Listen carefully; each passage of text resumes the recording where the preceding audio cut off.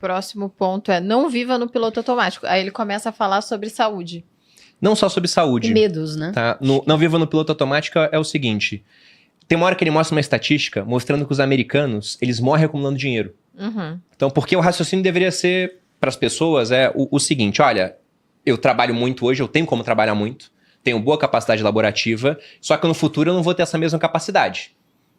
Hoje com 30 eu tenho um pique, com 60 eu não vou ter. Despesas podem ser mais altas com 60 também, dependendo de como o cara gasta dinheiro. A nossa, por exemplo, não será mais alta com 60 anos do que agora. A gente vai viajar menos. A gente gasta bastante dinheiro com viagem. Com 60 a gente vai viajar muito. Com 70. Eu espero com 60 tá viajando bastante. Mas você acha que tanto quanto com 30? Acho que sim, porque a gente vai ter um gap quando a gente tiver filhos, onde a gente vai viajar menos. Pode e depois ser. a gente volta a viajar mais. Pode ser. Esses são os meus planos, tô avisando ele agora. Mas o normal para uma pessoa você vai ter gastos maiores na aposentadoria. Exceto o cara que gasta muito com viagem durante essa fase de 30, 40 anos. Minha mãe com 62 agora não para mais em casa. Mas é uma exceção. Não acho que é uma exceção no caso dela. Mas o ponto tem gente que com 30 gasta muito. Sim. A gente gasta em umas viagens porque são viagens mais caras. Com 70 não vai fazer viagem pro Japão, por exemplo. Tem gente que faz, mas eu tô falando aqui via de regra. Mas normalmente a estrutura você consegue trabalhar muito agora, depois você não consegue trabalhar tanto. Seu custo de vida depois vai ser mais alto. Então você tem que poupar para bancar esse custo de vida. Sim. Então tem uma hora que você começa a usar o dinheiro. Você Sim. começaria a consumir o capital. Só que na prática não é o que acontece. O pessoal morre acumulando capital. Porque continua trabalhando igual louco. Não trabalhando às vezes, ele só usa menos do que poupou, por exemplo. Alguns trabalham, mas a questão é que, via de regra, o americano morre acumulando capital. Entendi. E esse capital passa de herança quando ele morre. Ou é doado para a instituição. Só que quando ele morre, com 90 anos, o filho tem 70. Esse filho vai fazer o quê? Ele vai pegar agora e falar, agora eu vou viver minha vida? Não, ele vai acumular o capital e passar também para os outros. Então é um dinheiro que ele fica subutilizado pela pessoa, entendeu? Então o que ele fala de não viver no piloto automático é mais ou menos isso, de você não ficar... depois eu faço, Exato. de você ter realmente planos. Eu entendi assim. Nesse momento que então a gente começa a torrar o dinheiro. É aqui que ele fala. Torre o dinheiro. O que ele fala é o seguinte... Interprete como quiser, mas é mais ou menos. E ele traz dados para corroborar a ideia dele. Ele fala assim, quando você tem 80 anos, a ideia geral da população é que você vai ter mais gastos. Mais gastos que você tem agora, por exemplo, corrigido pela inflação. E ele fala que, embora você de fato tenha mais gastos relacionados à saúde, todos os seus outros gastos diminuem drasticamente. Então, estatisticamente, as pessoas gastam muito menos quando mais velhas do que quando mais novas. Porque tudo que ela quer fazer com 80 anos é ficar de frente para a TV comendo pudim. Ele usa esse termo. E, de fato, é. Quantas pessoas você vê de 85 anos viajando o mundo, né? O Bruno falou de 60, 70. Realmente, você está com mais saúde nessa época, mas a partir dos 80, dos 90... Sim. Tem um decaimento bom. O Nem querem decaimento sair de casa, brutal. né? Você quer ver seus netos. Tudo que você vai gastar é um brinquedinho para eles. Você não vai fazer muito mais coisa. Você muitas vezes já tem seu imóvel, não gasta com aluguel, e por aí vai. Então é por isso que ele fala, você passa a vida inteira poupando para não gastar. E aí quando você achava que ia gastar, você gasta menos. E não é que necessariamente você está investindo mais, mas o fato de você gastar a menos do que sua previsão de gasto faz com que seu patrimônio continue aumentando. E aí você passa a vida inteira. E ele menciona muitas, nessa reflexão, ele fala assim, poxa, o caso do pai, isso é um número enorme de casos, né? Do pai que está sempre trabalhando, que não passa tempo com o filho, porque fala, não, eu vou juntar mais dinheiro para dar uma vida melhor para ele. E de fato, muitas vezes dá uma vida melhor, mas chega um momento que faz mais tanta diferença. E ele menciona o caso do pai que ficou a vida inteira trabalhando, querendo dar o melhor para o filho, e só foi realmente tentar se conectar com o filho quando ele tinha 30 anos de idade. E aí você não tem nem mais intimidade com seu próprio filho e nem deu certo, eles nem ficaram íntimos, assim. Então, Sim, óbvio... o filho tem a própria família dele. E às vezes a terceirizou própria a criação família, também. né? Então, assim, ele fala muito, assim, a narrativa do livro como um todo não é, ao contrário do que possa parecer, né, da tudo que a gente está falando, não é assim, gaste adoidadamente, não é isso. Ele fala muito sobre economizar ao longo da vida. Só que tem um momento em que você pode começar a gastar seu capital. É isso. As pessoas passam, eu vou juntar, e chega nesse momento de gastar, e o que elas fazem? Não, meu padrão de vida aumentou, talvez eu viva mais tempo, e aí entro no piloto automático, vou trabalhar só mais um pouquinho, e quando vê, elas estão com 80 anos de idade, e todo esse dinheiro que elas acumularam está sendo gasto em pudim, em TVs, porque ela quer ficar comendo pudim e vendo TV. Ou seja, nunca será gasto. Exato. É para os outros. E ele fala muito também, ele provoca um pouco a questão do gasto com o que você realmente gosta. Ele dá o exemplo do Starbucks. Ele fala, um frappuccino no Starbucks é caro, né? Ele dá o exemplo nos Estados Unidos, mas aqui também é. Aliás, até mais. Aqui é, Acho que é aqui mais. é com esteroides, é mais caro ainda. Exato.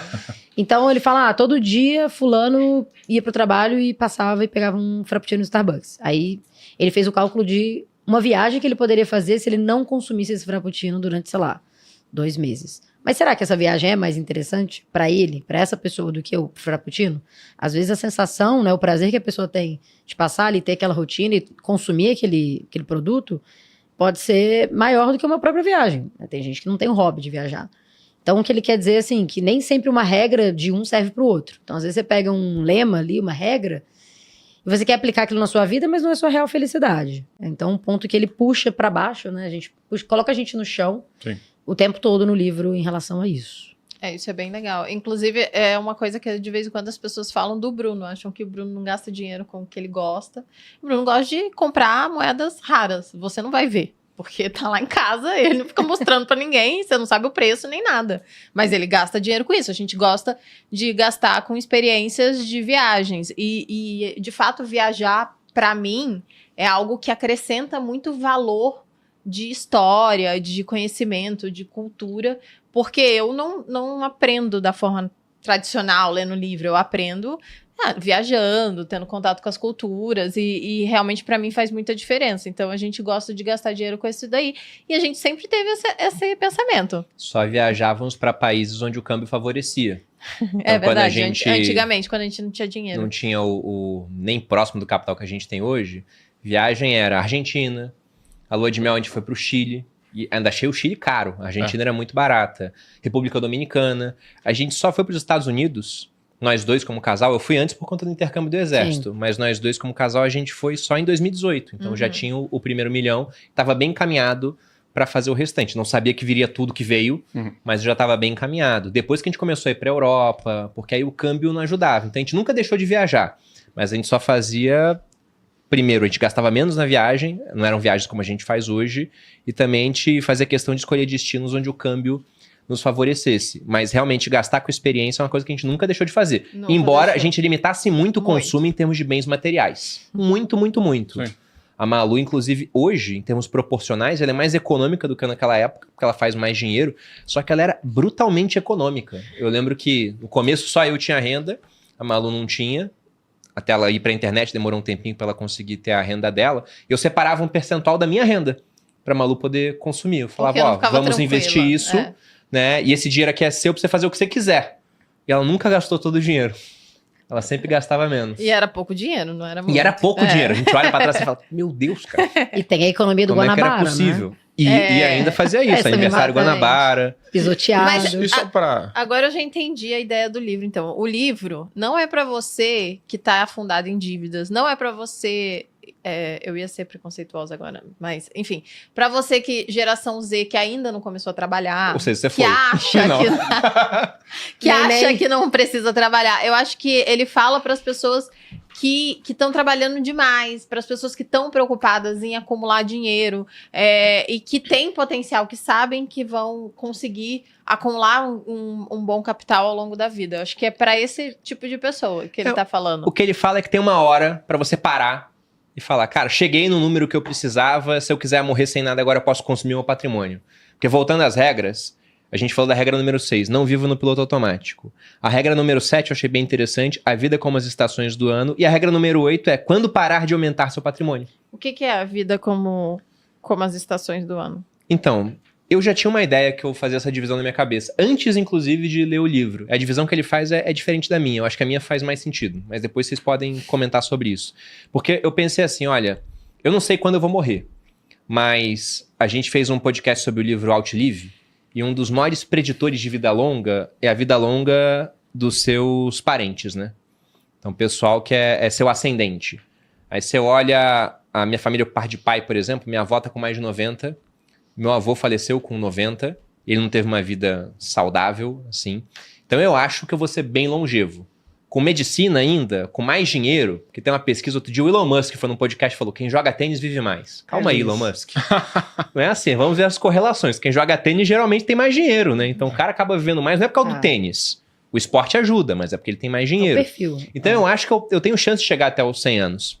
Se eu vou ter 100 anos, veja que eu posso dividir minha vida em 4 estações de 25 anos. A primavera, o verão, que seria o máximo de exuberância, digamos assim, botar entre 25 e 50 anos, estou no verão da minha vida. O outono, onde você começa a ver as folhas caindo, e outras partes do corpo também.